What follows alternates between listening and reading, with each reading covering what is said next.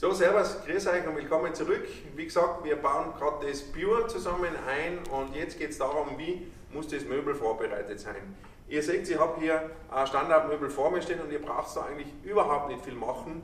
Einfach Plattenausschnitt laut den Ausschnittsmaßen, die ihr in der Montageanleitung findet, sollte es noch nicht ausgeschnitten sein.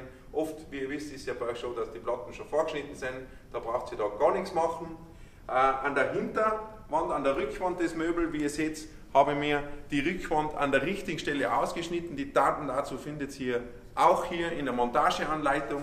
Es wird sogar eine Schablone dabei sein, die ihr hinten aufkleben könnt und einfach das Ausschnittsmaß am Korpus so vornehmen, dass dieser Ausschnitt bitte an der richtigen Stelle ist. Dann können Sie das Gerät problemlos alleine in diesen Korpus einbauen. Sonst, wie gesagt, Küche montieren, Ausschnitt vorbereiten, alles andere geht von vorne über den Schubkasten. Ihr könnt die Küche fix fertig machen, anschließend tun wir es, wenn die Küche steht, einbauen tun wir es, wenn die Küche steht. Ja, so einfach ist es. Schaut kurz rein in die Montageanleitung, wenn ihr müsst.